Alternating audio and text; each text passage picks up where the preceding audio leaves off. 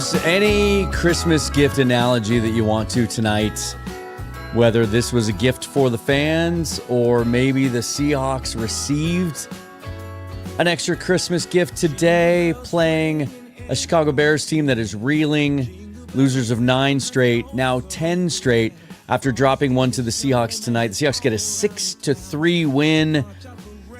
Oh, one of the ugliest wins you'll see. One of the ugliest wins you'll see in a long time. But was it ugly, really?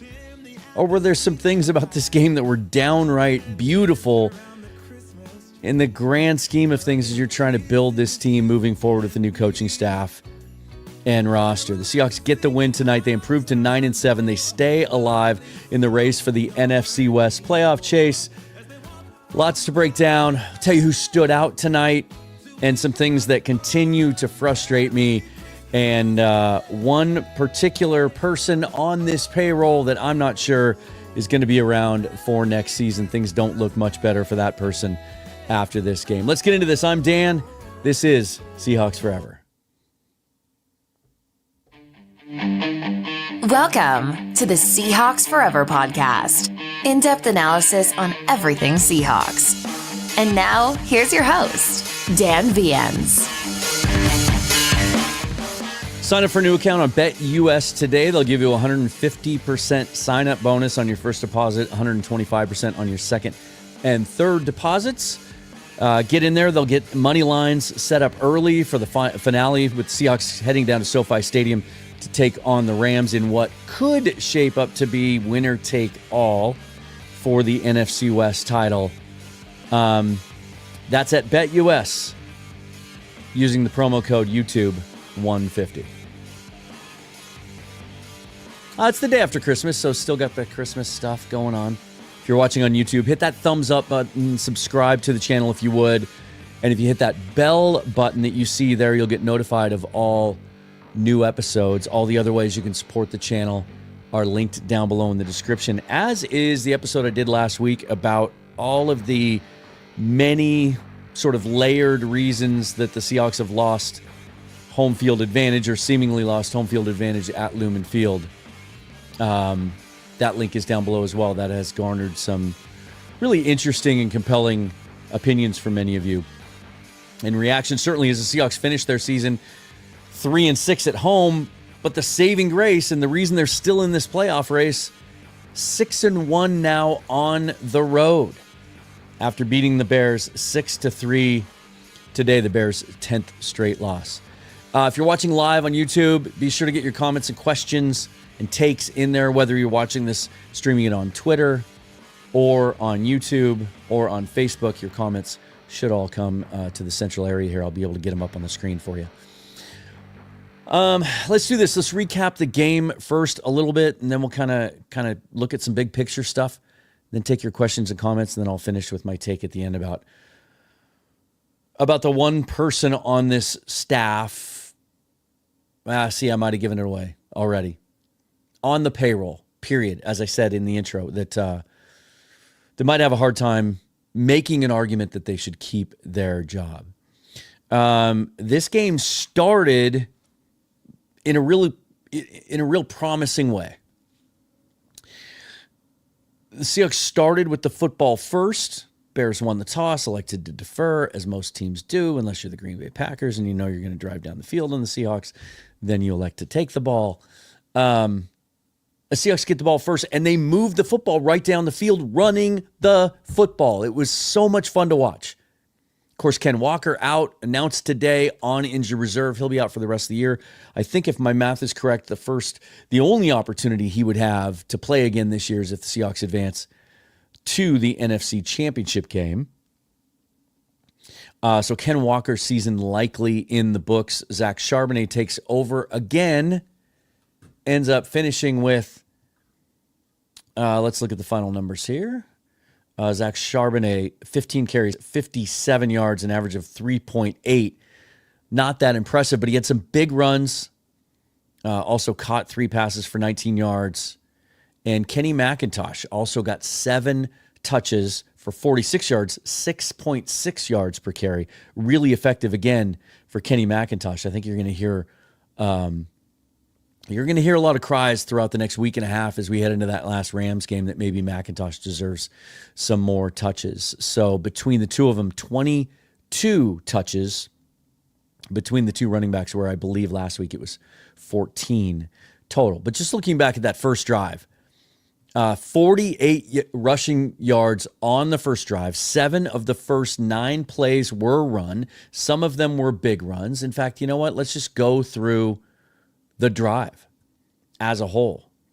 I'm going to put my glasses on for this if you're watching on YouTube. First play, they start with a little short pass to Tyler Lockett, and then here we go. Zach Charbonnet left end for 6 yards. Zach Charbonnet left tackle for 2 yards on 3rd and 1. And I thought what was key here that we saw is the Seahawks came out in heavy personnel. Not heavy in the sense of an eligible lineman, but they brought out 13 personnel, 3 tight ends, all stacked to the left side, and they didn't mess around. They just ran the football that direction. Charbonnet followed his blocks, got a couple of yards on 3rd and 1 to get the first down. Right then, I thought, okay, this is a little bit different. This is what we needed to see. Ryan Grub on 3rd and short has been really bad for most of this year. Likes to throw the ball a lot on 3rd and short. Likes to go empty and shotgun a lot. We'll talk about that in just a second. But even when they run the football, he tries to get cute, run to the weak side, or just leave his tackles on an island, run out of wide gun. They came out, in this case, 3 tight ends to the strong side, hand it to Charbonnet, picks up the first down. I thought, okay, maybe this is going to be a little bit different. Then Charbonnet, left guard, 11 yards. Then a short pass from Gino Smith to Noah Fant, who had a really nice game tonight, for 15 yards. And then McIntosh, right guard, for 2 yards. McIntosh, left guard, for 25 yards. The burst from Kenny McIntosh and the decisiveness. Charbonnet is a little bit of a slower runner, almost not as extreme as like a Le'Veon Bell, and how patient we used to remember him being and waiting for his blocks to develop before he made a decision. But almost in the sense that it's hard to watch him sometimes. I think back to the New England game early in the season where he's not as quick to his first step. That's the thing we like about Walker, right? First step, boom, he's almost up to full speed. It's just his steps aren't as efficient, and sometimes they're not going in the direction we want to see. Zach Charbonnet, much more decisive once he does choose the hole, but he's much more patient. And it takes him getting used to, because you have to, inside you're thinking, go, go, go.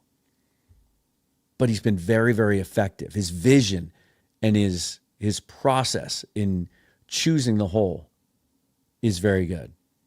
McIntosh for 2 yards, and then the 25-yarder.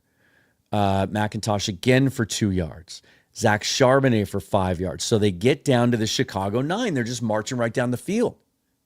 Like we haven't seen this.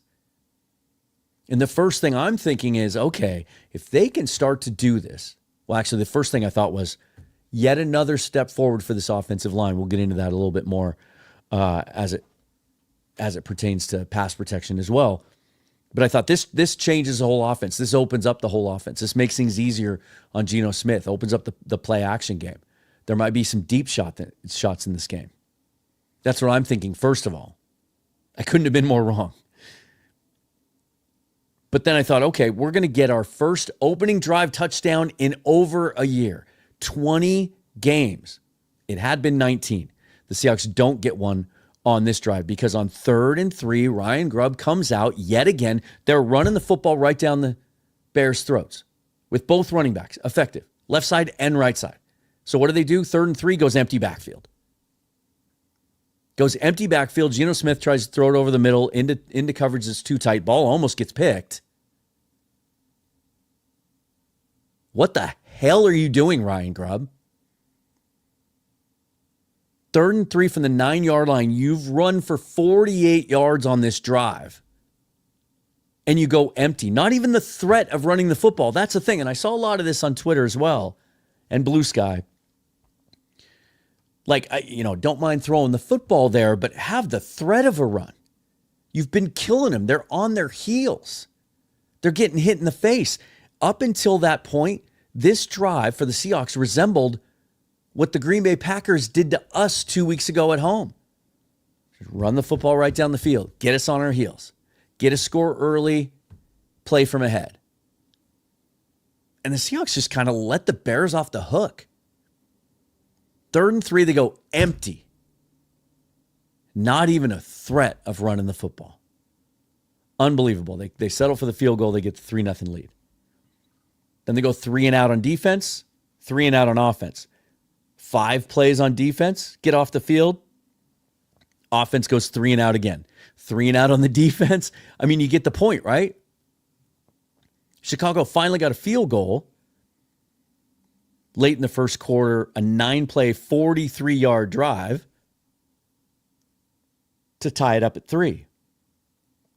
The Seahawks answer right away to make it 6-3, and that's the ball game. Like, that's the game. With 2 minutes and 11 seconds left in the first half, game's over. We obviously didn't know it at the time. But then, it was one of those games where, Chicago got the ball back, had a chance maybe to score at the end of the half, didn't have a lot of time. And then they get the ball to start the second half, but the Seahawks come out and go 3 and out. Defense was locked down. Absolutely locked down. Lowest point total they gave up all season. Look at the Chicago drives in the second half alone. 3 plays, 5 plays, 6 plays, 6 plays. And then on the final drive where they had a chance to tie or potentially take the lead and win, 13 plays to go 49 yards in 5 minutes. And it ends with a Reek Woolen interception as the Seahawks pass rush gets to Caleb Williams and forces him out of the pocket. This was a dominant performance by this Seattle defense. The only thing the Bears do in this one is there were a couple of 3rd and longs that they converted, a 4th and long on that last drive, where Caleb Williams kind of did his thing. Got out of the pocket, in movement, throwing the ball on the run, a couple of great catches. Roma Dunze came up with one. It's really all they had going for it. There wasn't a single play I can recall in this entire game or that I have in my notes where Caleb Williams just dropped back, stuck his foot in the ground on time, made a throw with any depth on it at all. This seemed like the kind of game that, even though it was close the whole way, and even though the offense couldn't get anything going, you didn't feel like the Bears could score unless something fluky happened. There was a moment in the second half. When was that? Where it looked for a second like they might have scored a touchdown on a big sack fumble. No, it wasn't a sack fumble. It was a Pharaoh Brown fumble where the ball was stripped. And it looked like the player ran for a touchdown. Crowd was going crazy. Bears take the lead, but the defender was ruled down by contact, and Seattle stopped him after that. Like, Chicago fans were booing in this one just about every time the offense came off the field. Outstanding job by the Seattle defense. Let's look at what some of the team stats. I know at one point they had sacked Caleb Williams 6 times. I think that's what it ended up. Nope, they ended up with 7. There was a play where he was scrambling and they tackled him before the line of scrimmage. It was really spread out. Nobody had 2. Devin Witherspoon with a sack. He was outstanding tonight. I take that back. Leonard Williams is the one that had that last sack. He had 2 on the night. Another big performance for him. 4 quarterback hits, 3 tackles for loss for Leonard Williams. Uchenna Nwosu had a sack. He looked as healthy as he has all year. Jaron Reed had a sack. Rayshon Jenkins had a sack. Derek Hall with a sack. 7 total, 10 tackles for loss, 3 passes defensed, and 10 quarterback hits. Caleb Williams has now been sacked 66 times on the season. Outstanding job by the Seattle defense. Really spread it around. Nobody with more than 6 tackles. Devin Witherspoon had 6, 3 tackles for loss, a couple of outstanding plays. He was a guy that you could feel out there today. Everybody was flying around. Josh Jobe was playing well, had to come off the field in the 4th quarter. Haven't heard the latest on his potential injury. Let's hope that's not very serious. But, well, I'll get to this when I get to the superlatives. Somebody stepped up in his place that was really, really impressive. At halftime of this one, again, Seahawks lead 6-3, and you just feel like they had it under control. And I even tweeted out, I think early in the second half, Seahawks just need to score one more time, and it feels like this one's over. And they never really got close. Never got close. And Kirk Herbstreit made a point during the halftime show of pointing out that it was Gino Smith's lowest air yards per attempt of his Seahawk career. Don't know, have to see the all-22. Don't know if that was a coverage issue. But it sure looked like to me, here's what it looked like to me. Let's just get into the Ryan Grub thing now. I don't think he's back next year. I don't. Up until this point, the biggest concern, the thing that people were pounding the table about the most, was Seahawks couldn't run the ball, or he wouldn't stick with the run. His commitment to the running game was outstanding tonight. Even ran on third and medium a couple of times. Wasn't as predictable. There were even a couple of times, for all you hear about his predictability when it comes to down distance and formation. And the biggest example that you hear is that anytime they're under center and they go play action, they fake the run to the weak side of the formation, but they never actually run the football out of the weak side to the weak side of the formation from under center. And so they're faking to something they never do, which gives the defense an advantage, right? They're not going to take the fake seriously. Today, there was one example I can recall vividly. There may have been more than one where they went under center, handed the ball to Charbonnet to the weak side. So maybe a little progress there. But what happened to the passing game tonight? And as you know, every single game, unless he throws for 350 yards with no interceptions and 3 touchdowns, Gino Smith stinks. I'm tired of that conversation. We'll have it in the offseason. People have misinterpreted what I've said because they listen to one show instead of all of them. Gino Smith tonight looked to me like he was off. And I think that knee is impacting him. There was one time in particular could have easily run for a first down on 3rd and short in the first half. He decided to try to throw it to JSN instead. The ball got knocked down. He did pick up a conversion in the second half where he ran the football, but there were a couple of uncharacteristic misses. Another 3rd down throw to JSN in the first half that JSN was wide open. He just kind of airmailed the pass. That can happen sometimes when you have a knee injury. It just throws your mechanics off. You can't plant, transfer your weight the same way. In the post game, when all the players are going to midfield and they're shaking hands, he seemed to be favoring that leg, limping a little bit. So maybe the extra half a week off before they play the Rams next weekend will do him some good. But I thought it was a classic case. We see this from Ryan Grub, where here's what I imagine his thought process is. Because for the second week in a row, I thought the offensive line did a really good job. Last week, no sacks till the 4th quarter. This week, 3 sacks, but for the most part, be interesting to see the time to throw stats. For the most part, really excellent pass protection. That line really seems to be improving each week and coming together. Probably no coincidence that it's the same 5 guys now that have played together for 5 weeks? Continuity matters.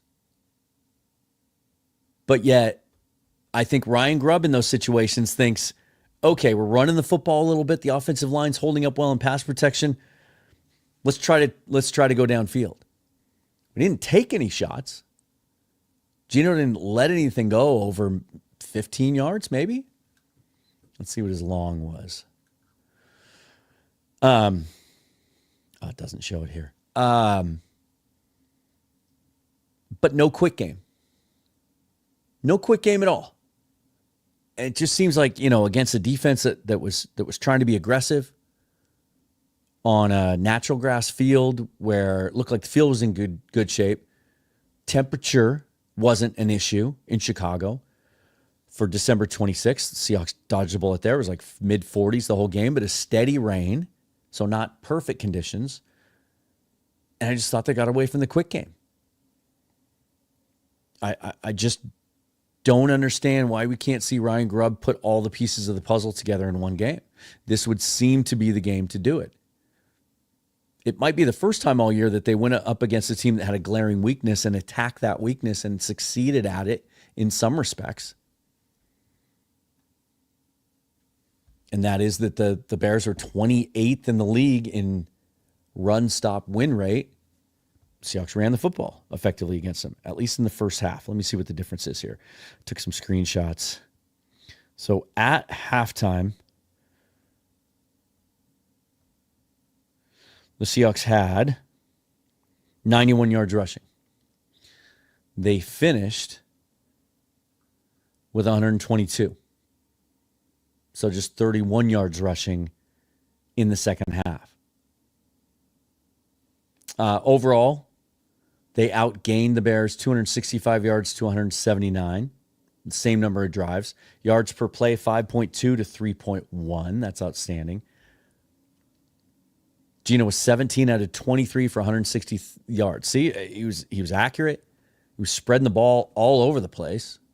Nobody had more than 4 catches. That was Noah Fant. DK with 3 for 42. JSN with 3 for 32. Tyler Lockett with 3 for 20. Zach Charbonnet, 3 for 19. Pharaoh Brown had a catch, and then the fumble. Really spread it around. Just no big plays down the field. 23 yards to DK Metcalf, the longest pass play. They didn't even take any shots longer than that. There weren't even any kind of, shots across the bow to try and get the Bears on their heels a little bit. Would have liked to have seen that, especially when he had time to throw. Just take a couple deep shots, even if they're not there. Send a message. I always feel like you should do that 2-3 times a game anyway. Plus, the way the league's being officiated these days, good chance you're going to get DPI. If you take a couple of deep shots, just didn't have that. So again, felt like what was working in the first half didn't work as well in the second half. Grub's ability to make adjustments first half of the season seemed to be pretty solid. There's a couple games where the offense got better as the game went along.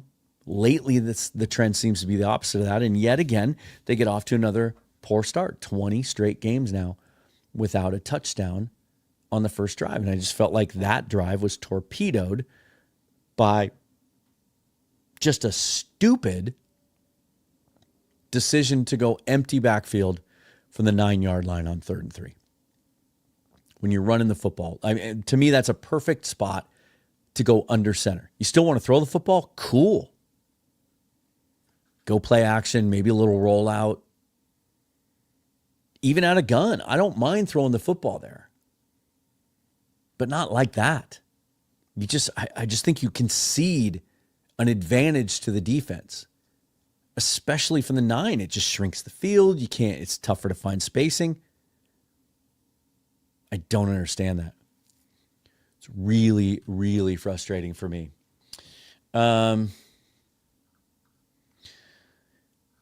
Interesting finish to the game as well. I'll just kind of take you through some of my notes.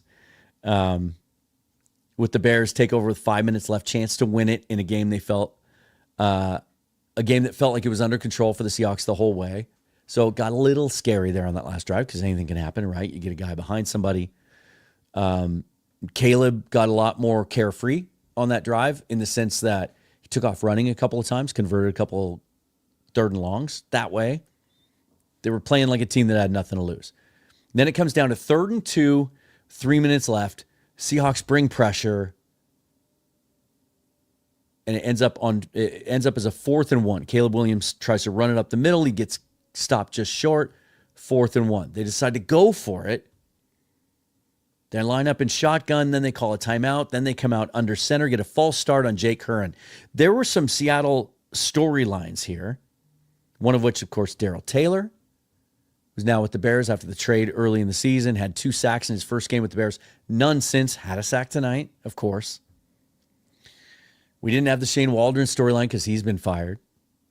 But Jake Curran was starting at left guard because of some injuries there and had 2 key penalties in this game to thwart drives. So that forced them into 4th and 6. They come out in punt formation. The fans are booing like crazy. Then they call a timeout. And then they decide to go for it. Seahawks bring a ton of pressure. Caleb scrambles out to the right, throws it into traffic to DJ Moore, catches the ball, sliding catch. Great catch. Great play, great catch. And so you thought, and I even wrote in my notes, F-U-C-K. So it comes down to 1:57 left. Seattle up 6-3. Chicago had 2 of their timeouts. 2nd and 15 on the Chicago 44. And that's when, I mentioned it earlier, but Trey Brown came up with an outstanding play. Bears try to swing it out to the left. And Trey Brown absolutely blew up his block and made the play for basically no gain. Outstanding play by Trey Brown after really, really rough game last week against Minnesota. Of course, he gets the offsides call on a 3rd down stop, what would have been a 3rd down stop, and on the next play gives up a touchdown to Justin Jefferson. Really swung that game. Ends up then 1:30 left. It's 3rd and 14. And Caleb Williams converts another one of those plays, right? Scrambling around, hits a Dunze on a sliding catch, very, very similar to the first one, into double coverage, made it. Another F word in my notes. But then the Bears do us a favor, and here's where that Christmas. Wait, that's not the right. Come on now. Come on, Dan. Learn your own mixer. I was just going to throw a little, it's when the Seahawks got a little bit of a Christmas gift there. Bad clock management by the Bears, which ironically is what got Matt Eberflus fired earlier this season, but they let 40 seconds click off the clock. So it gets down to less than a minute left. They have to take their second timeout. They only have 1 left. Seahawks force 3 straight incompletions after that. And then instead of attempting a 57-yard field goal by Cairo Santos, whose career long is 53, they decide to go for it on 4th and 10. And Seahawks get a lot of pressure. Kobe Bryant blitzing off the left end, gets to Caleb Williams, gets in his face, forces him to throw it. And Reek Willen comes down with it, and the Seahawks seal their wins. Standouts in this one, got to give it up for the pass rush. They haven't been getting home as much as they had been earlier in the season. They've just kind of slowly been dropping down the ranks as far as sack totals and even pass rush win rate goes. Big rally for them today, and I thought they were the difference in the game, was being able to get some pressure on Caleb and then, except for that last drive, being able to contain him too and keep him from making some of those dynamic plays earlier in the game when momentum might have shifted. Devin Witherspoon, I thought, was outstanding. He was everywhere. He was blowing up blocks. He was making tackles. All 6 of his tackles were solo tackles. Tells you a little bit about how good he was. Got to give it up to the offensive line as a whole, as a standout in this one. I already mentioned I thought Noah Fant had a nice game, and then Trey Brown for that play that he made on that wide receiver screen. It was Roma Dunze, former UW player, who was trying to get the block on Brown, and he busted through that to make a play. Strugglers in this game, Ryan Grub, his 3rd down play calling. I just don't get it. 3rd down efficiency tonight for the Seahawks. They were 5 out of 13. I held the Bears to 5 out of 15, but that only goes so far when your offense can't get it going either. 5 out of 13. And I don't feel like, I didn't go back and tally it all up. Remember that stat earlier in the season where the Seahawks' average yard to gain on 3rd down was 8.9? I think that was through like 10 or 11 weeks. It felt like the 3rd downs were more manageable tonight. A lot of 3rd and 2s, 3rd and 4s. In part because they played maybe their cleanest game of the year. Only 3 penalties for 25 yards. Not a single penalty in the game in the first quarter. The 2 teams combined for just 7 penalties for 48 yards. Really clean game. And coming off a short week like that, when it basically didn't get any practice time, right? Monday's a day off. Tuesday, they got together. And yesterday was Christmas. And they had to fly out in the morning or at night. Last night, got to Chicago. Seahawks had the time possession battle, won for most of the game, but that last drive by the Bears tipped it just barely in their favor. But just a clean game from the Seahawks, which I thought was really, really impressive. Like, we saw the impact that penalties had on the Vikings game. And we've seen it in other games this year. That had been an issue. So really, really nice to see. It's one of the storylines of tonight. Before we get to your comments and questions, because I can't wait to do that and chat with all you guys, this episode is brought to you by BetterHelp. I hope all of your holiday seasons are bringing you all the joy and peace you deserve. You got everything that you wanted for Christmas, and you got to spend time with the people that you love. And you got to enjoy whatever the best parts of the holiday are for you. But the holidays can go the other way as well. There's a lot of seasonal depression that people have to deal with this time of year. There's a lot of stress. End of the year, looking back over what you'd accomplished or failed to accomplish throughout the year. Personally, my work is extremely stressful physically and mentally this time of year. And there's days where it's tough for me to get going.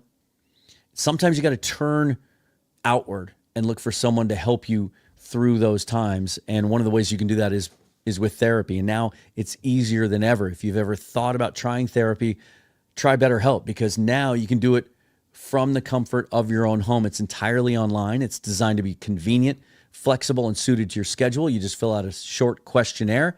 They match you with a licensed therapist, and you can switch therapists at any time for no additional charge. Find comfort this December with BetterHelp. Visit BetterHelp.com/forever today, and they'll give you 10% off your first month. That's BetterHelp, HELP.com/forever.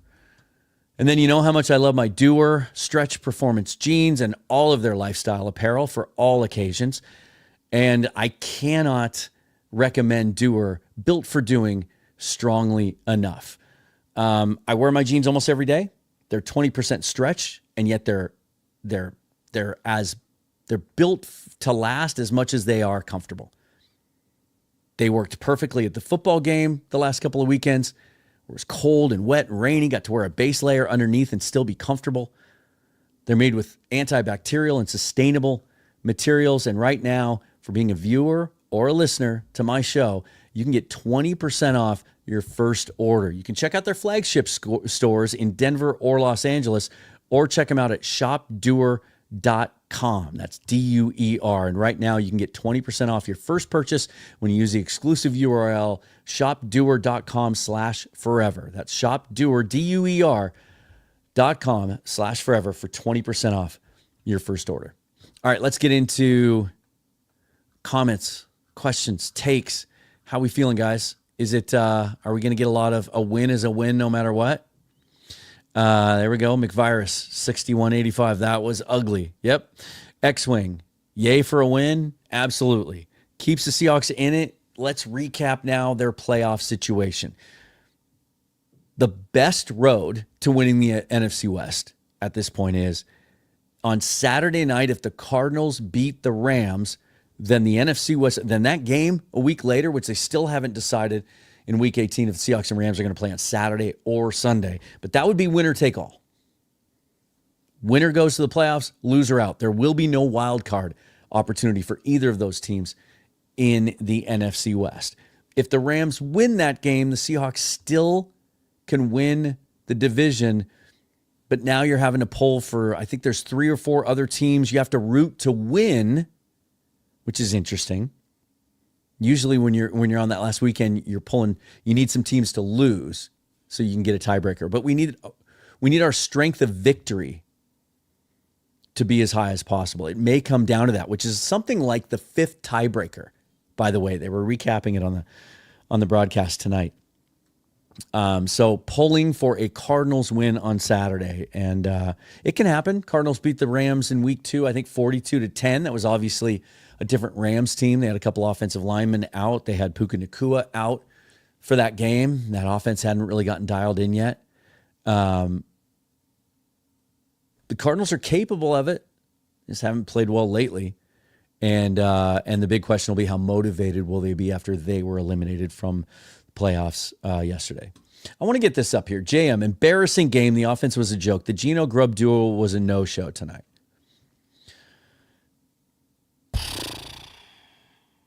If you've never watched my show before, I'll take it easy on you. Can we just get rid of the word embarrassing when it comes to sports performances? If you use the word embarrassing, you've never played sports at a high level or been around athletes that play sports at a high level. These guys work so hard. They put so much on the line, including their health, their bodies. Like literally every time they step across that line, they can suffer a career-ending injury. I've been around these guys. I've covered sports throughout most of my life. Nothing matters more to these guys than winning. Sometimes you play well and sometimes you don't. Sometimes the other team just plays better than you. Can we just get rid of the word embarrassing? It's never embarrassing. You don't like how they performed? Great. You have some constructive critique? Give it to me. But I'd like to just get rid of that word when it comes to sports analysis. I really, really would. That was a good defensive game from McVirus 6185, but the offense had no juice. Kind of disappointed in that. Yeah. It's just, they just can't put together a full performance. The games that we've run the ball really well, we didn't throw it particularly well. I guess at Arizona, it's probably the best example of both of those things coming together. Gino had a good game. He had the one bad pick, but he had a good game. And Charbonnet had a great game. It's really the only time this year that you could say that it was a complete performance. But again, I just don't know.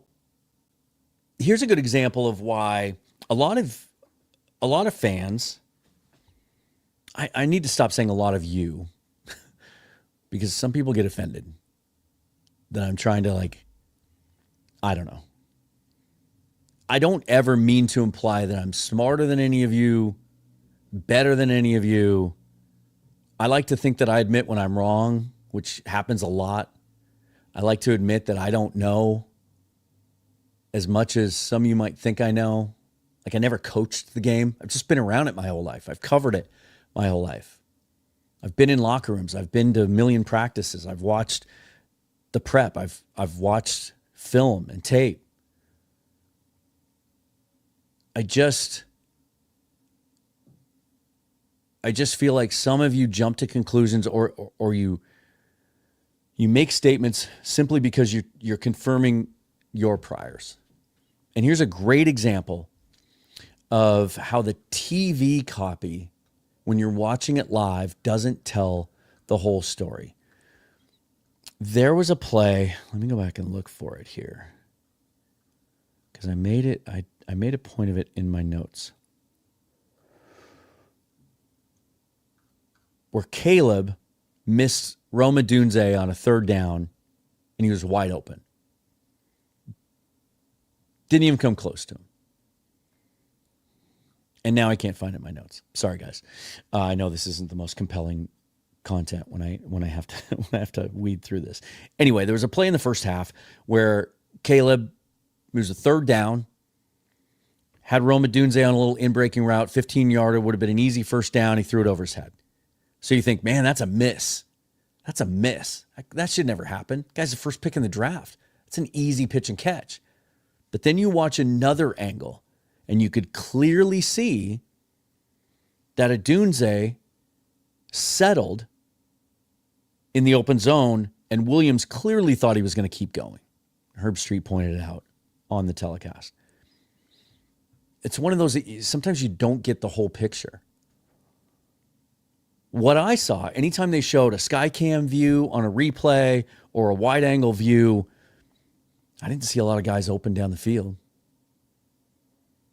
Or I saw a lot of long, deep, slow developing routes that didn't give Gino a chance really to get the ball out quick. It all fits hand in hand. You can't always blame the quarterback. You can't always blame the play caller. I don't know if any of you saw the Dan Orlovski breakdown of the final interception last week against the Vikings that sealed the win for them, where, everybody just kind of jumped on DK Metcalf running a lazy route. And Orlovski, I thought, had some of the most brilliant analysis I've ever seen, because he was willing to admit sometimes it's not one person's fault. Sometimes it's a bunch of things. Sometimes it's 50% on the quarterback and 50% on the receiver. I know I said I wasn't going to talk about it. I just don't understand the vitriol for Gino Smith. I had to block a guy on Twitter today because he accused me of just being just a Gino homer and not ever criticizing him, which he's obviously not watched anything else except for that one show. It's different to say, I think Gino's their best choice right now. And when you look ahead to the offseason, there aren't any better options. And so for right now, with where this team is, even though we would all love for a Patrick Mahomes to drop out of the sky and for us to be able to get him, and maybe we do strike it rich. Maybe we take a guy in the second or third round next year and he pops and he becomes the next Russell Wilson. But there's no obvious solutions other than what you have that are better than what you have. So you just have to try to fortify the rest of your team and keep moving forward until you can find that next quarterback. I don't understand why that's so hard for people to understand. And there I go again. I said I wasn't going to talk about it, and I did. Offense gets Sean Lee. Offense gets worse as the season goes. Defense looked great. Yeah, I think that's an indication of the limitations of Ryan Grub. I think that's not having a counterpunch to what the league starts doing to you when you stack up some film and you have a resume. It's frustrating. I want to get through some of these, and then we'll talk about some offensive coordinator ideas. I'd rather be flying an X-Wing. He just echoes what I was saying about Gino's knee. Just doesn't look right. I mean, that is a factor. It'd be like if a starting pitcher went out there with a sprained knee and they said it's his meniscus. They did talk about it on the telecast tonight. There's a lot of swelling around there and fluid, and that's not something that'll go away overnight. Maybe he even needs to get in there this offseason and get it cleaned up. But it's something giving him some discomfort, and that's going to make it tough to just rely on those mechanics that are muscle memory for you over and over and over again as a quarterback. Again, that analogy, if you're a starting pitcher, like, you can work through it, but if you can't hit your landing foot as hard as you want to or you normally do, or you can't push off as much off the rubber because that's the knee that's hurting, 97 becomes 94. Maybe your slider doesn't break as much. It can be impactful. Let's see.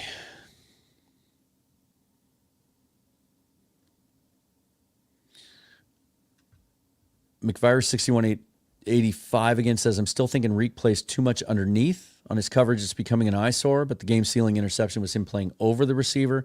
Not sure how much of that is how they coach him and how they want him to play. I will say this, he still is, when you look at all the metrics and the coverage grades, passer rating against, top 10 corner in the league, it's just that his bad plays stand out, and we remember those. And unfortunately, a couple of those came the last couple of weeks as well.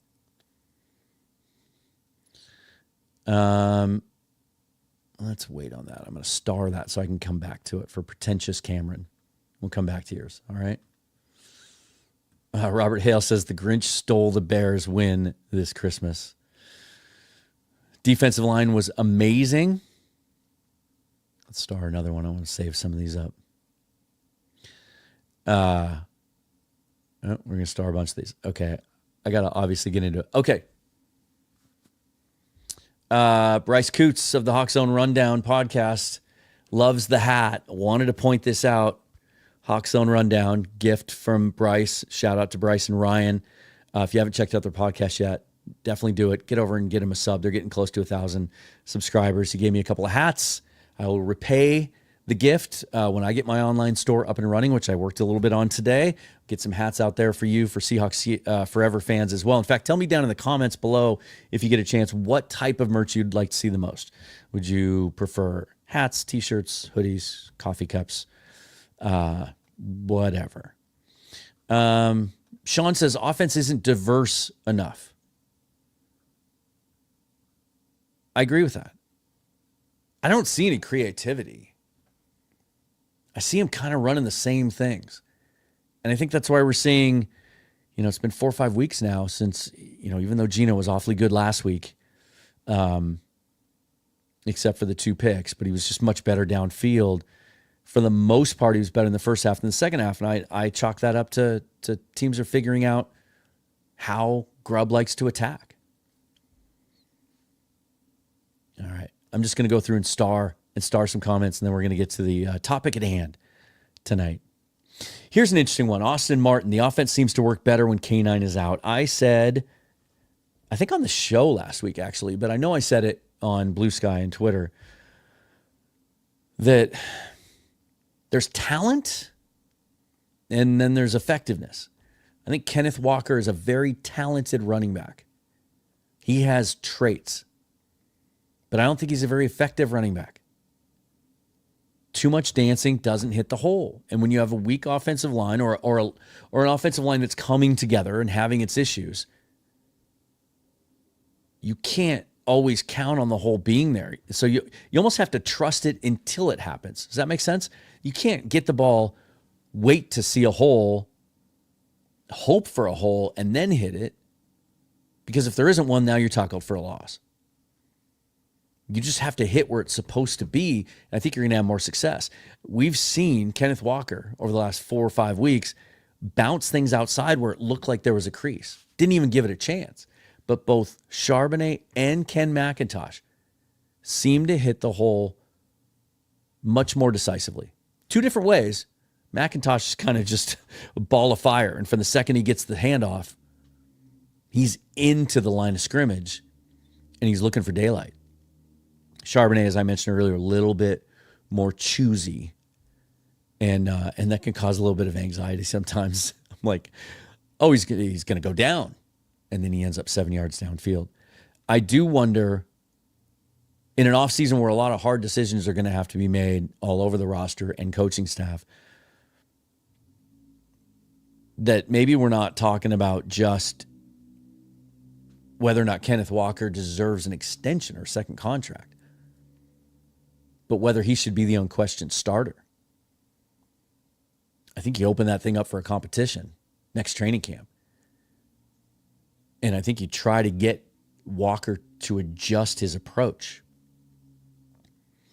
I don't know that there'd be any trade value because running backs and the value of the position have evolved to the point that it's supposed to be a really good running back draft. Again, so a team knows they can get a running back in the draft. They don't have to trade for one. They're not going to give up a pick for one with mileage on his tires and that's approaching a second contract when they can just get a rookie in the 3rd or 4th round at 3rd or 4th round dollar value. So I don't think that's the issue. But I feel like that competition should be opened up. Solarius says, I think Gino did fine. He protected the ball, didn't turn it over, never threw it more than 10 yards.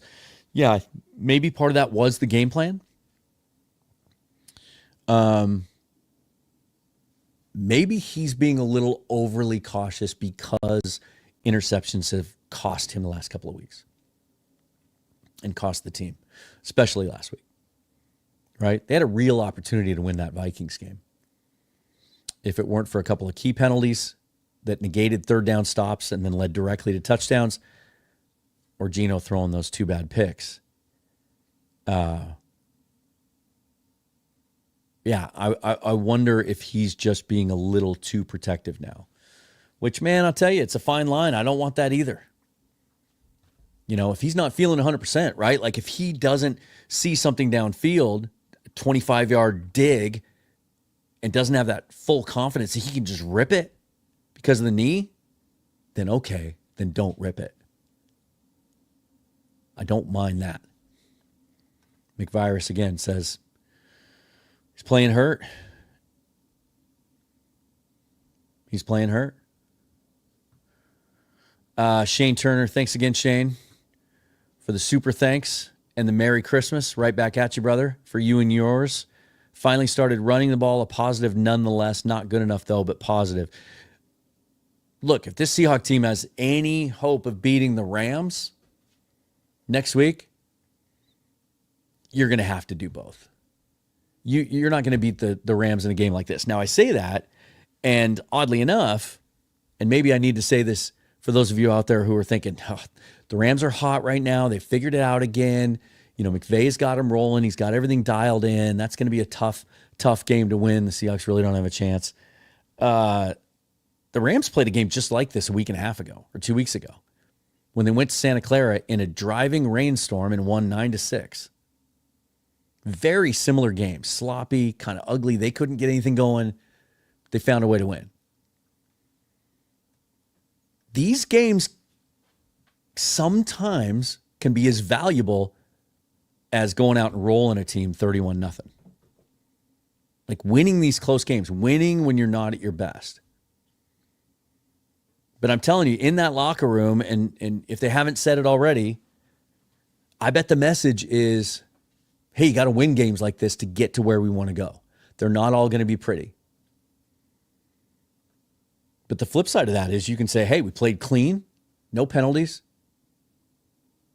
Turned the ball over once, but the defense was dominant and stopped them. Didn't turn the ball over on offense. Took care of the ball. Special teams were solid. Didn't turn the ball over, deep in our own end. There's some stuff to work with here, right? There's some stuff to work with. I want to give some Badass 1G says, wow, we are weak AF. I want to pay this comment a little bit of respect. And here's what I mean by this. It'd be easy for me to say, similarly to what I was talking about earlier in regards to the word embarrassing, that sometimes it's not pretty. But also, like, we're 17 weeks into this. Can we all just admit that we know what the Seahawks are and what they aren't right now? And maybe stop hoping that they're going to become something that they aren't in the next 10 days? They're not just going to roll out there at SoFi Stadium and dominate the Rams physically up front on offense, run for 180 yards, give Gino all the time in the world so he can stand back in the pocket and pick the Rams apart and go through his fourth progression and throw for 380 yards and 3 touchdowns, and we steamroll the Rams. It's just not who we are right now. It's just not. Our wins have come against teams that aren't very good. Let's be honest about that. We've had opportunities to beat good teams. We haven't done it. That margin is so thin, though. I feel like we're much, much closer to getting over that hump and beating good teams than we are to being the opposite of that, whatever you want to call that.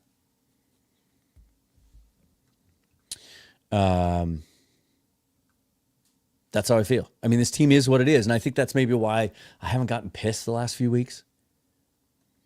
Because even though they are who they are, and who they are isn't who we want them to be right now, they're still capable on any weekend of beating anyone if they make some plays and play well, because that defense gives them a chance. If all that we come out of this season with is that Mike McDonald got that scheme across, and he's got the players he needs and wants. Of course, you're going to keep adding. There's a couple things I think that defense needs. Love another explosive edge guy, maybe a younger nose tackle to kind of move Byron Murphy off of that spot a little bit. Another corner. Got to make some decisions about Reek Woolen, Josh Jobe. Trey Brown's probably going to walk. There's a couple things you got to do. But that defense basically comes back intact next year. We found that. That's one big box. Talk about checking boxes. That's a big box you can check heading into next year. All right, now let's get the offense to take the next step. What's that going to entail? Are we going to have to change the play caller? I'm getting to that, I promise. Here's Bryce checking in again. Thanks for the super thanks. Merry Christmas, Dan. Merry Christmas to you and yours as well, and your lovely wife. Grub is done, in my opinion, on the 3rd and 3. Gino was stripped. He had a hook and flat route that both recovered. No quick game. There you go. Let me go to some of these other comments that were started. Guys, I know that I tease things sometimes and a little too long. I apologize for that. Pretentious Cameron, Grub should not be here next season. He's awful. The real Broly, Grub is cooked, bro. Juan Adame, Grub needs to go. Adaris Boyd, get Ryan Grub out of here. More Kenny McIntosh. CS says, I'd love to not see Grub and Gino after this year, really. What a horrendous offensive game. Let's see. Scroll all the way to the bottom. I'll bet there's a lot more of this. Hang on. We'll have some fun with this. Brandon Janice says, hiring Grub for this offense was like handing the keys to a Ferrari to someone who just attained their learner's permit. Suboptimality will abound. But here's the thing. Sometimes hiring coaches in the NFL is taking shots. Like, you don't know how these young first-time head coaches that are hired every year, it's a crapshoot. Some of them work, some of them don't. They don't all become Sean McVay, right? Has it worked out for Brian Daboll? He was supposed to be the next up-and-coming guy, right? Didn't work out for Cliff Kingsbury. Is it working out for Mike McDaniel? Like, not all those guys, you know, they're the sexy candidates, but they don't all hit, right? The sexy drafted high quarterbacks don't always hit. The first-round wide receivers don't always hit. Coordinators come from different areas. Most of them are hired out of being quarterback coaches or passing game coordinators. They've never called plays before. All these guys that have gone on to become successful out of the McVay tree, he lets them call plays once in a while in the preseason, but they don't call plays in the regular season. McVay does all that. So there's speculation and there's projection when those guys are hired, just as there was with Grub. I thought the pieces were in place. And Brady Henderson reported last week that in order for him to get the job, he had to convince Mike McDonald that he would be balanced. He's failed to do that. And then, and balance doesn't just mean being able to run the football consistently. Got to be able to run it and throw it. What were we just talking about, right? They ran the football really well in the first half of this game. Second half, it dried up, and they weren't able to complement it with any kind of deep shots down the field. I just don't see the creativity that we did in college. He just may be a guy that needs the wide hashes, and he needs an elite offensive line in order to operate. But most of these guys are hired with some sort of projection. The sure things are usually hired as head coaches. It's really hard to go out and hire an offensive coordinator that has a proven track record for a long time. That's basically a can't miss. They've either been fired before or they're doing it for the first time. So I don't blame them for making the hire. I think let's go back to when the hire happened. There was a lot of excitement in the Seahawks fan community. I would say I think it was overwhelmingly positive. If I recall, there was a lot of excitement around it. Scott Tubiolo. How many times has the team won 10 games and not made the playoffs, and everyone here would have taken 10 wins at the beginning of the season? Now, I said this. At the beginning of the season, I said two things. I said I thought it felt like an 11-win team. They're not going to be able to accomplish that now, so I was wrong. And then I also said that at the beginning of the season, that I didn't think wins and losses really mattered, but at the end of the year, I wanted to feel like we had something to build on. Kind of like that 2012 Seahawks team when they walked off the field in Atlanta after losing the first round of the playoffs. And Russell Wilson was like, that's not going to happen again, we're starting something.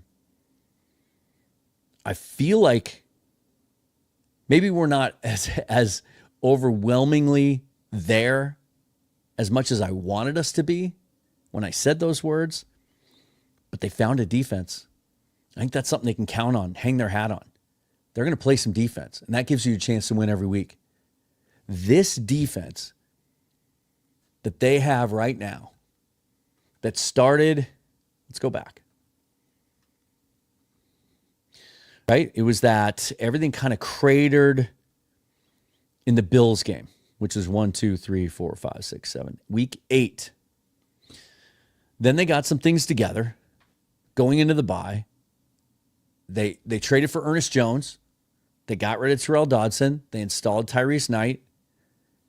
And we saw the first step in that loss in overtime, 26-20 to the Rams going into the bye. And then since then, they came out and they won 4 straight. They've won 5 out of 7. The defense has given up 17, 6, 21, 18, and then 30 and 27 to the Packers and Vikings the last 2 weeks, and then 3 tonight to the Bears. They're not getting gashed with explosives. They're not getting gashed in the run game. They're putting pressure on the quarterback. And basically that entire defensive roster comes back next year. That's something to build on.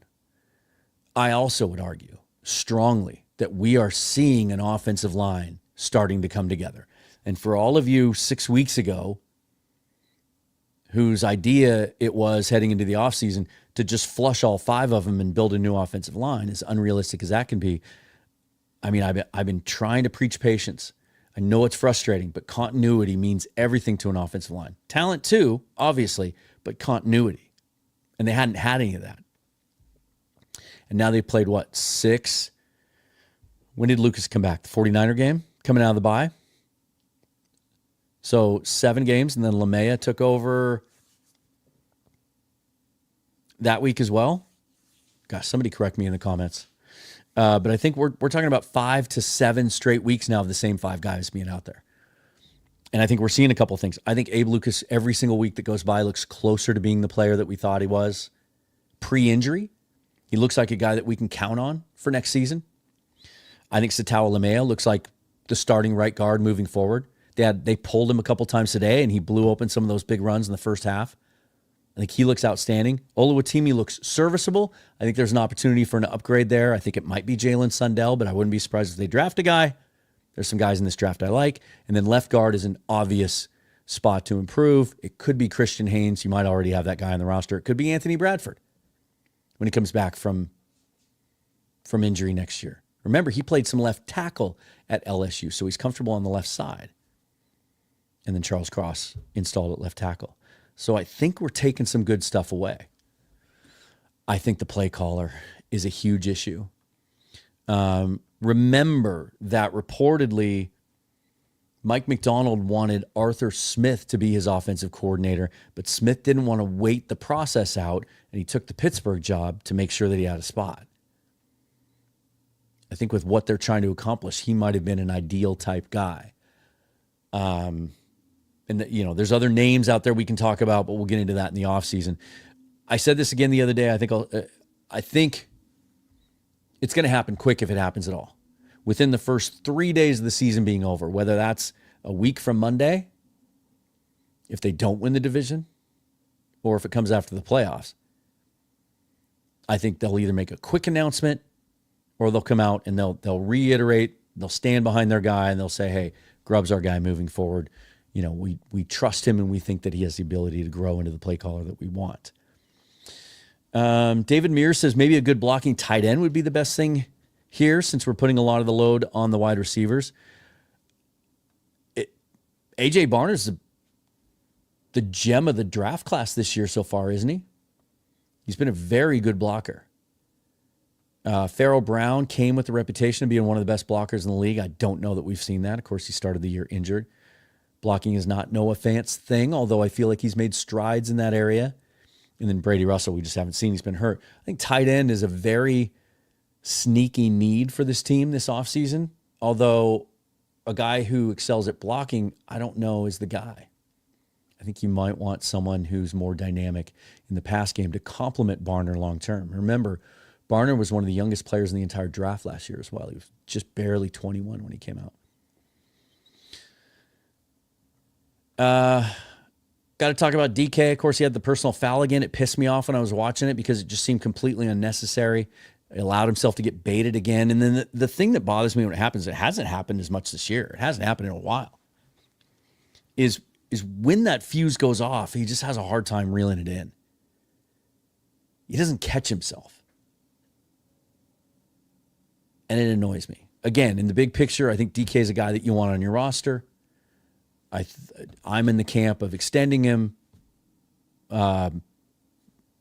Fortunately, it didn't cost us in this game, but it was frustrating at the time, to be sure.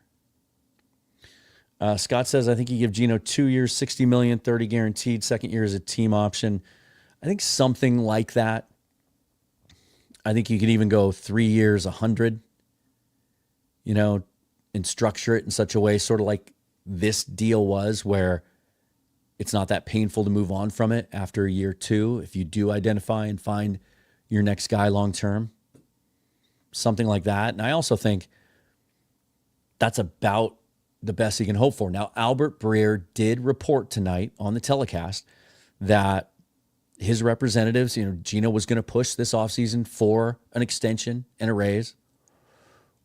The Seahawks certainly would be interested in that because some of those escalators that he has is going to push his cap hit next year to where it's a little harder to manage. And so an extension will lower that, certainly allow them to do some other things. But for those of you who aren't in the Gino camp, I get it, because we all want one of the 5. We're jealous of the 5. We're jealous that we saw what Lamar did yesterday. We see what Josh Allen does every week. Mahomes looked like Mahomes again yesterday. He's starting to heat up. His receivers are healthy. Those guys don't grow on trees. The options are extremely limited this offseason. And the options to go get a guy that you absolutely know without a doubt is better than Gino Smith are almost nil. You can argue Darnold versus Gino, and you might have a case there. But based on the reporting I'm seeing, I don't know that Darnold's going to be available. I think the Vikings are going to try and keep him, and I think he wants to stay there because it's a great situation for him. Hayes, Gray, and Underway says this team overall is so average. I would disagree with that. I think we have clearly established that we now have a top 10 defense. And that gives you a chance to win. And it gives you a chance to go into the offseason and take that next step because your vision can be more focused, it can be more narrow. Like, we just need to get that offense to the next step. It might be as simple as a new play caller and then just continuing to add at positions of need, obviously. I jumped the gun here, but Sexy Seahawks 69 says, what if we got Darnold? Again, I don't think he's going to be available. He's going to cost more than Gino Smith will. Because if the Vikings let him go, he is an unrestricted free agent on the open market at just 27 years old. If Baker Mayfield's getting $40 million a year, Sam Darnold's getting more. Do you want to pay Sam Darnold $50 million a year? Because I think someone's going to. So then now we're talking, okay, I like Darnold better, but do I like him that much better? Because if you want to just cut Gino and sign Darnold, you pretty much suck up. Well, how can I put this? The easy moves that you could make yesterday to free up cap space for next year with extensions or cuts or whatever, a lot of that goes away and evaporates if you go out and you sign Sam Darnold. Is that really the guy you want? Again, my plan of action is I'm keeping Gino, I'm extending him, I'm adding 2 years to his current deal to make it a new 3-year deal. I'm tearing up next year. That's how most of those extensions are done. And then from this year forward, I'm drafting a quarterback every single year until we hit on one. It's a bad quarterback draft, but take a shot on one. Take a guy with traits, whoever that might be. If it's Will Howard in the second round, if Quinn Ewers comes out, I don't care who the name is. Just do what John Schneider said he learned to do with the Packers, the Ron Wolf model, and that he tells us every year at draft time, I want to do it, but it just never falls my way. Just do it. Every year, just draft a guy and take a shot at him until you find a guy that when he comes to camp, you see, oh, hey, we've got something to work with here. And then you know what your next step's going to be, and you can do the Jordan Love thing or the Michael Penix thing or whatever, right? Somebody accused me the other day of kissing up to Gino and just I don't know, whatever term you want to use. It was a lot more vulgar term, but I guess the archaic way of saying it would be brown noser. Again, hasn't watched a lot of my content because I've been just as pissed at Gino as the rest of you. I just recognize that the options to find a better guy aren't there. And I also still think we haven't seen the best Gino Smith that he can be yet because the offense hasn't given him that opportunity.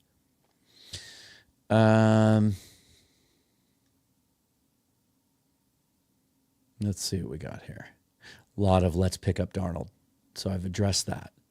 Okay, here's another one. Real Broly says we got to get Fields. Sexy Seahawks 69 says, ooh, I like Fields. I don't. And if the Seahawks were to go out and sign Justin Fields as anything more than just a gadget package player, I will immediately do an episode ripping the organization for making that move. I know a lot of you are in love with his traits and with his ability to run and make stuff happen. And occasionally he makes a great throw downfield, but it's usually created with his legs. He is not the type of surgeon that you need in the passing game to consistently win and win championships, in my opinion. The type of surgeon that John Schneider is attracted to, I don't think he's an option. I don't think he's an option at all. And if you're signing that guy to be your quarterback of the future, I think you're going to get, people will get fired over that. What else we got?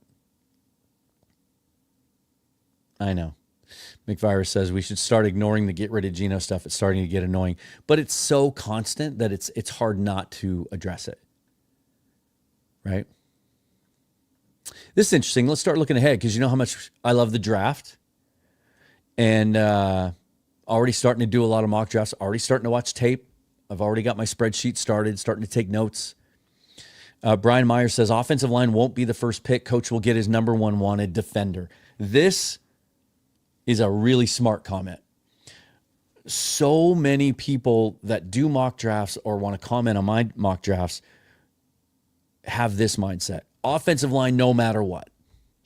Right? Like what's the post-it note from the movie Draft Day? Vontae Mack, no matter what. Offensive line, no matter what. If you go into any draft looking at any position group that way with that type of blinders on mentality, you're not going to be employed as a GM in the league very long. You have to take the best player on the board that you think has the best chance to be the best player of all the names left on your board, regardless of position, ideally. Now, in a perfect world, that player also fits a need, as it did 2 years ago with Devin Witherspoon, as it did last year with Byron Murphy, as it did 2 years ago with JSN, I would argue. When you look at this draft and kind of how it falls and where the strengths of it are at the top and then beyond that, right now it's shaping up to be a draft that's very weak at quarterback, isn't considered to have as many blue chip players as the last few drafts we've seen, isn't considered as deep. And in particular, with where the Seahawks are projected to be drafting, they're probably sitting at about 18 now after winning tonight. If you take an offensive lineman there, if he's the best player on your board and you think he can start as a rookie and he's going to be a great player, that's a perfect world. We're all happy. we got a guy that we can plug in at left guard, and here we go, right? And that could happen. But there might be another guy too. And don't ignore the defensive line. I keep saying this as much as they even talked about it tonight. Kirk Herbstreit and Al Michaels tonight talked about how this defensive line is so deep. It's one of the deepest in the league. They want to bring it all back next year. But there's still something missing there, right? It's not perfect. I'd love to have another edge guy that's a little more dynamic, a little quicker, a little more explosive off the edge. I'd like to have another interior defensive lineman that can penetrate, eat up some blocks too. Like I said, to free up Byron Murphy. A corner at 18, another lockdown corner. You have any questions about Reek Woolen and his future? I wouldn't mind doing that either. So get the best player on your board that you think has the best chance to be a great player with your first pick. If that happens to be an offensive lineman, great. And then later in the draft, then you try to target need a little bit more, as John Schneider says they do.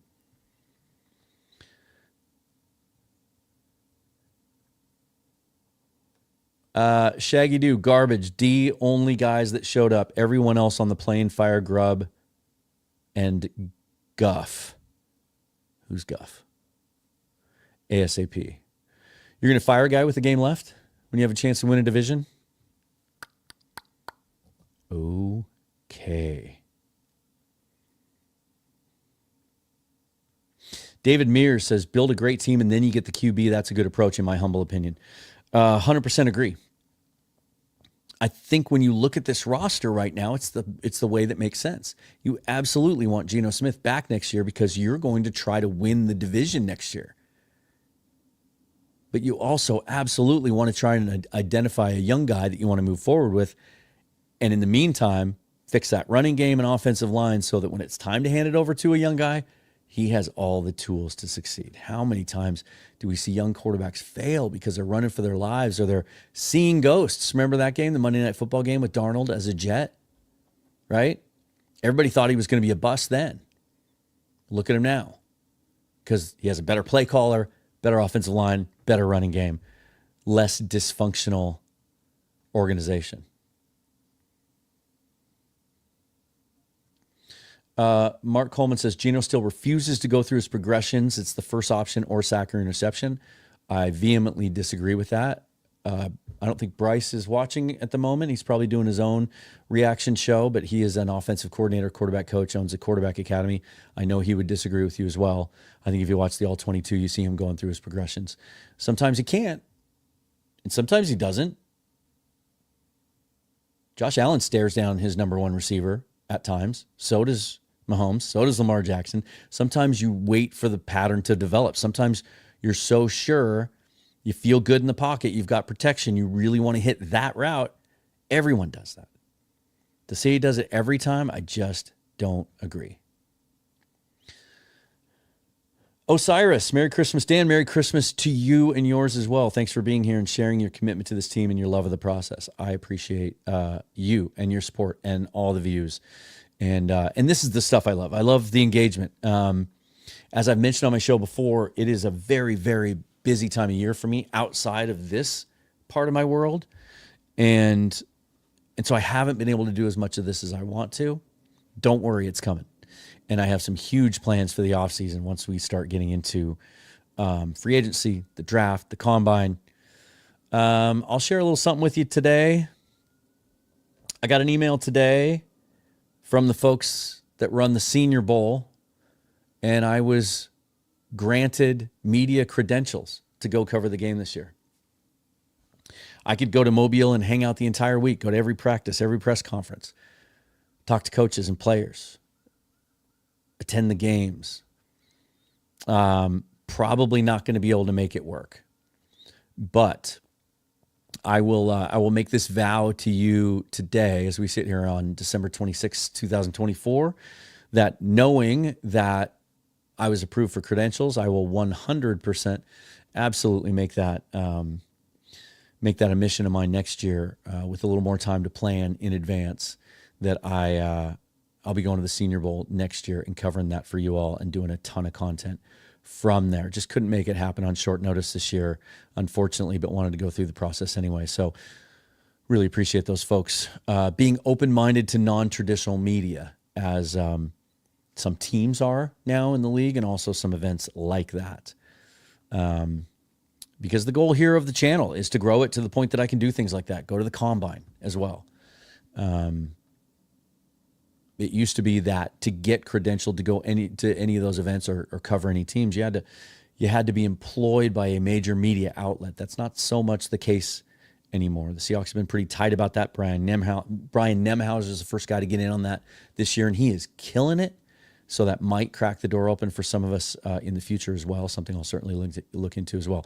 But I guess the point I was trying to circle around and make is that your views, your support, your engagement, your subscriptions help the channel grow and be able to achieve more things like that in the future, so I can bring you more content and get better guests on and dive even deeper into the things that you want to talk about and hear about. Oh, man. House. Gino's 44-48. He's not good. He's not our best choice. But I'd rather go 2-14, go the full Jeff Fisher. Sorry. I will never, ever, I'm sorry. I'll never get on board with tanking. As frustrating as it is to be in the middle, to be so close to the playoffs, so close to being good, as frustrating as that is, there is, and some people like to say it's the worst place to be in the league because you don't get high draft picks. No. The worst place to be in the league is 2-15. That's the worst place to be, because it means your entire roster is broken. Your organization is dysfunctional. You have to take a quarterback at the top of the draft and play those odds, which are horrendous. You do not want to be there.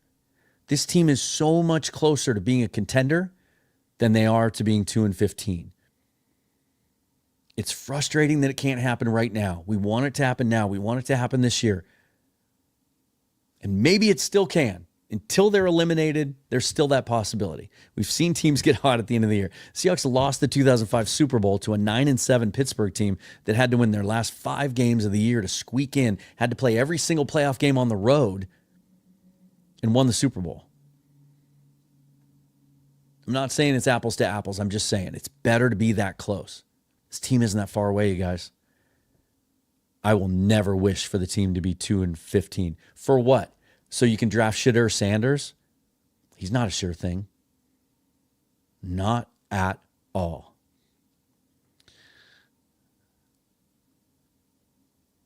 Let's see. This kind of sums it up. M'Baku feels like a lot of Hawk fans either want to be 1-16 or 16-1. If it's anything else, they get mad. Let's be a little optimistic. First-time head coach, OC and DC, and yet we're still battling for a title. I'm a big Mike McDonald believer. I am. And I think we're going to see some things this offseason that are different than we've ever seen before. The last offseason was John Schneider's first call in the shots. He had to wait longer than he really would have preferred to hire his head coach. He got the guy he wanted, but then it was so late in the process, they couldn't go to the combine. They couldn't really get involved in the draft process. He had to just kind of on faith try to pick players for McDonald that he thought would fit. But going into this offseason, I think McDonald's going to have some conviction. I need this. I need that. If he doesn't believe Ryan Grubb is the right guy, they'll make that move. Look how decisive they were with the linebackers. You went out and paid $7 million for Jerome Baker in free agency. You signed Terrell Dodson for what? It would have been 4.5. Traded one, cut one within a week. That's how decisive he was when he realized it wasn't going to work. I think we're going to see some of that in the player personnel department and their approach this offseason. I really do. I really do.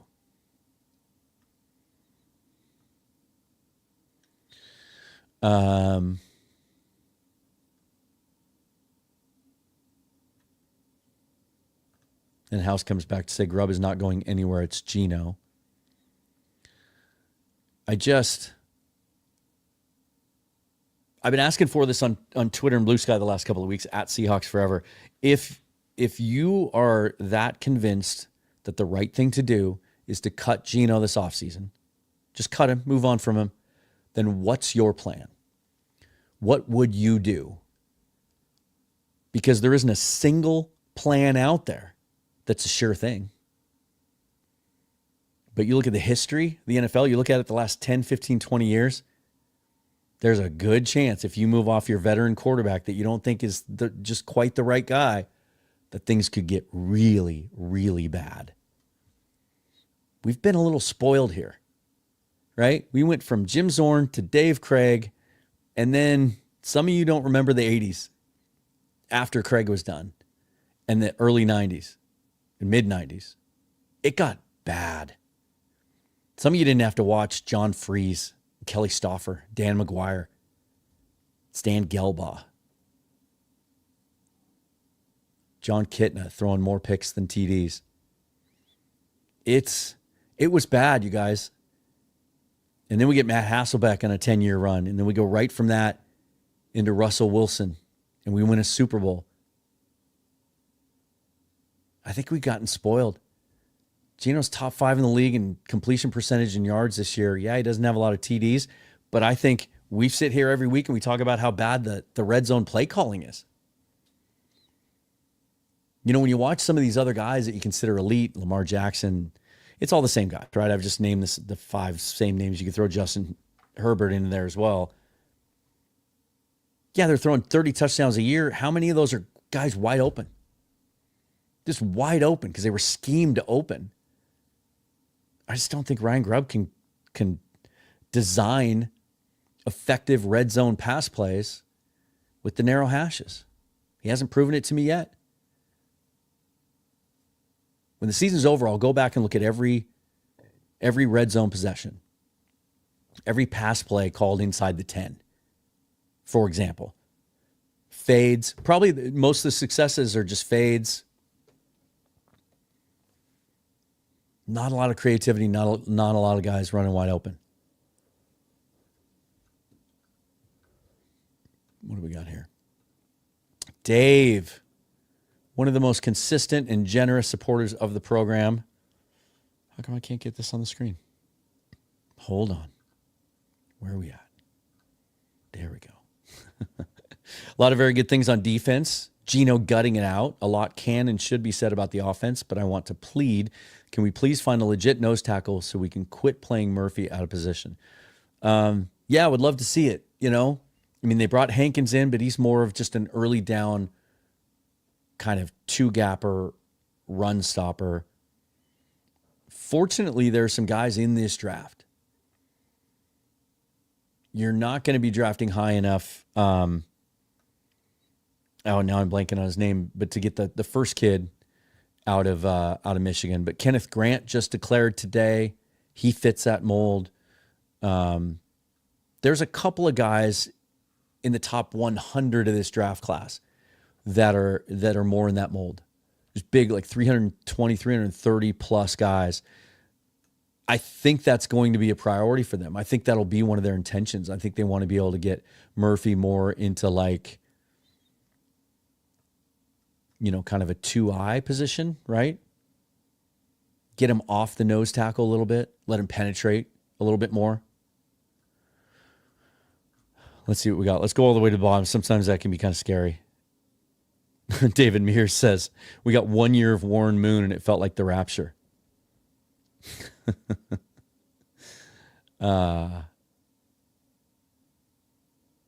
Let's see.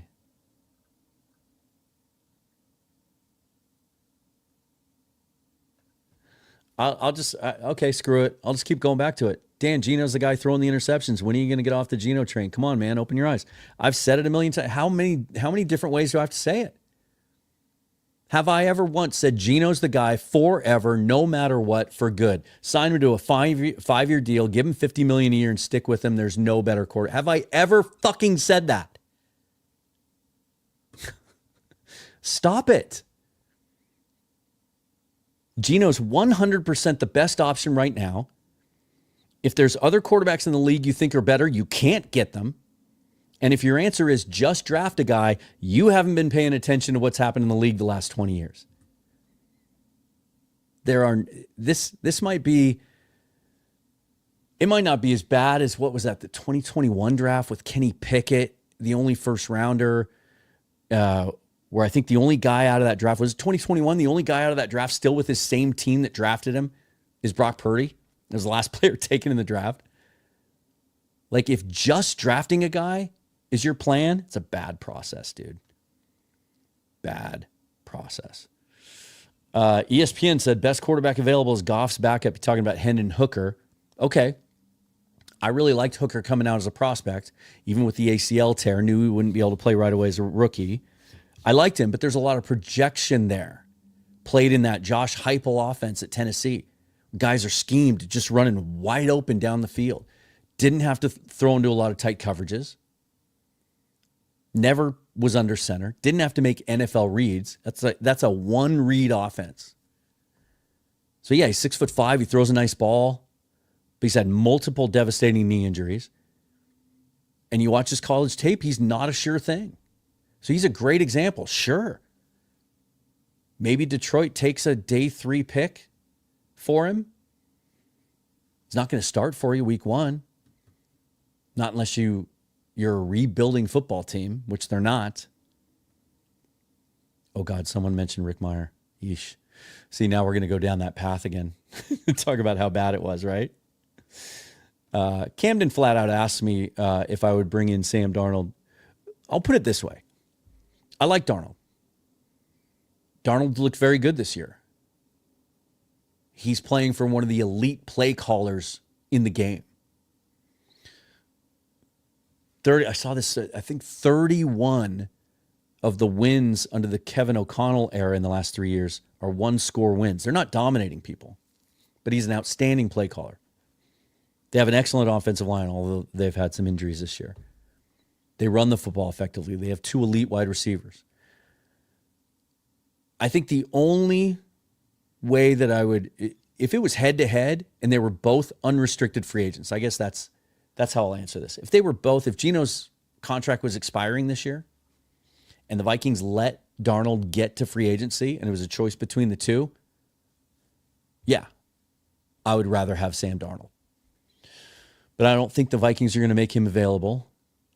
And you'd have to take a cap hit to cut Gino, right? People always talk about the savings. We could save $25 million, but there's dead money too. It's not always ideal. So yes, if apples were apples, given a choice between Sam Darnold and Gino Smith right now, if they were both unrestricted free agents and both available, I would take Darnold, even at a higher cost. But he is going to cost you more. But he's 27, so you can sign him longer. I'd sign him to like a 5-year deal. But I don't think he's going to be available. And Gino's under contract. Context matters. You can't just, it's not fantasy football. You can't just throw it all out and draft a new team every year and spend your first round pick on whatever you want to. It's an interesting question. Krishna says, where do you think this team would be with Shane Waldron's offense from last year? It's interesting. When you look at the red zone numbers the last 2 years, as much as I wasn't a fan of Waldron, just never thought he ever had rhythm or feel within a game to adjust and adapt, similar to what we're saying about Grub now. But they were better in the red zone. They were a lot better in the red zone with the same quarterback. So those of you saying, oh, he throws too many picks, he's terrible in the red zone. Well, he wasn't last year and he wasn't the year before. So maybe, Shane Waldron, at least in that area, was better. Bijan says, talk about Jim Zorn, next Seahawks offensive coordinator. If you want to bring back a 1990s West Coast offense, sure. Don't think it would work in the league now, though. Shane Turner says, congrats on the Senior Bowl. Make it work. Unless I hit that $1.1 billion Mega Millions, not going to be able to make it work. We're going to talk about this offseason. This will be a storyline. Doesn't Jody have to sell the team per Paul Allen, Andy Pinto? There is language in the trust that says Paul's wishes were to offload all major assets at some point. But it's up to Jody. There's no drop dead date. There is some thought that if it's going to happen, though, 2025 is the year, because there's something in the agreement where there's some sort of penalty or tax implications, like a 10%. I don't want to speak out of turn, but there's some financial penalty for selling before 2025. It may have to do with their agreement with the stadium and the county. That lapses, I believe, in the next year, which would make it much more attractive to a prospective buyer. So I would think this offseason is where we'll probably start to see some smoke and hear some more defined reporting around that. When you ask the guys now, when you ask Greg Bell and Bob Condota and Corbin and all the guys that cover the team, they really don't have any answers because no one's really talking about it other than to deny that the team's for sale. The thought when Paul Allen passed away was Jody Allen likes basketball, doesn't like football, didn't really want to inherit the Seahawks or be involved in them, but she really fell in love with them. Now, a lot of that had to do with Pete Carroll. She loved Pete. I know she has an affinity for John too, but I think, Pete was a guy that she started showing up in the draft room. Remember? She really started falling in love with it and taking more of an active role. We'll see if that continues this offseason. I think we'll learn more about that.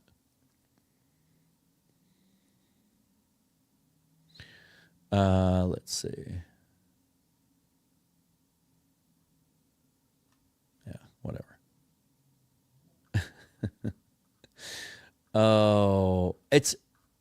I wanted to be really positive tonight, but then sometimes you get me riled up. Here we go. Dave says, lobbying for some Seahawks Forever hats, shirts, coffee cups, beer glasses, and the like. I'll get that going. It's takes a little work to get it set up. But the cool thing is, and whoever thought of this was genius with, just this whole evolution of podcasts and content creation where, it used to be if you wanted to sell merch, you had to buy the stuff up front. You had to order 100 shirts in different sizes and have them actually physically printed, pay for them up front, and then hope to resell them. And now you can have third-party sites design your shirts for them, post an online store, connect it to the YouTube channel, and they will just print them one at a time. When someone orders it, they print it, drop ship it to you. So we'll get that going. It'll be launched by the off season for certain. Again, if you like what the guys do over at Hawks on Rundown, get over there. They've got stuff available. They got some shirts and hoodies and stuff too. I think that's pretty much it. Here we go. Real Broly, got any merch? Merch coming soon. There you go. Just gave you the update. Motive. I was a big fan of Meyer. Thought he was the next Montana. This is why you don't tank for a maybe. Meyer's career was fascinating for a couple of reasons. First of all, we missed out on Drew Bledsoe instead of Meyer because we beat the Patriots as one of our 2 wins that year, thus finishing behind them in the draft order. And then you remember when Meyer was drafted, it was Tom Flores, and it was just a much simpler system, and Meyer looked so good as a rookie. He really did. He looked like he had all the tools. He was accurate, quick release, he was athletic. And then Dennis Erickson came in the next year and at his introductory press conference talked about how excited he was. And one of the reasons that he was drawn to the job was because Rick Meyer was there. But he brought this really complex new spread offense and Meyer just couldn't get it. And from that point forward, he was just a check down guy. He couldn't throw, deep middle ins, couldn't throw any seam routes. He just didn't see it. He couldn't go through those progressions. He just didn't understand it. I think he played in a much more basic type offense at Notre Dame as well. Yeah. All right, you guys. Let's wrap this up. Shout out to BetUS for sponsoring the program. Thanks to all the sponsors. Thank you to all of you for your views and your listens. Be sure to subscribe to the channel and hit that thumbs up for future notifications. All the other ways you can support the channel are down below. And just stay tuned over the next week and a half. Wanted to apologize for the live stream that was supposed to be last Friday, was it? With Brandon Kane of the Hawks Nest and I. We haven't gotten together in a while. We're going to do a crossover. I just woke up that morning and was not feeling well. I was in no shape to be able to to form any kind of comprehensive thoughts or even sit upright for a while. Needed to sleep the rest of the day away. So apologies for that, because I know I promoted it pretty hard, but Brandon and I have gone back and forth, and we're going to, now that the Bears game has gone past us, we'll have a little time over the next 3-4 days to try to get together with our schedules and do that and kind of set things up before the next weekend. In the meantime, Saturday night, make sure you watch that game. Cardinals, Rams, it's everything, right? Let's go Cardinals. I was a little disappointed that they were eliminated last week because, one theory, one way of looking at it is that can be, take away a little bit of their motivation, right? Their desperation. But you're still trying to build a program. And if Jonathan Gannon has, any ability to motivate this team, playing spoiler, having a chance to impact the race still, even though you're eliminated, should be that thing. Put these guys on notice. Like, hey, none of you were on scholarship. We're building a program here. This wasn't good enough. We're about to go into another offseason with a ton of cap space, a bunch of draft picks, and none of you are safe. Like, maybe they'll go out there with nothing to lose, kind of let it all hang out. Playing in LA, but that's not a really huge home field advantage down there. You have a lot of out of town fans living in Los Angeles. Hopefully the Cardinal fans will travel. Heck, Seahawks fans, we have nothing else to do this weekend. We should all try to go down to SoFi and root for the Cardinals, right? Try to tilt that thing in our favor. Because a Cardinal win, and it's winner take all in SoFi. In a week and a half, Seahawks still have a chance to win this division after everything they've gone through with not being able to stop a nosebleed on defense in the first 7 weeks, and then the offense being as inconsistent and frustrating as it has been. Let's finish on this note. Happy holidays to all of you guys. I'm not going to say Happy New Year yet because we'll have a couple of shows before we get there, but hope you had a wonderful Christmas. Today, happy Boxing Day to all of you Canadians, Bryce, Ryan included. Who else lives in Canada that I know? Jeff Simmons, I think, is another guy that lives up there.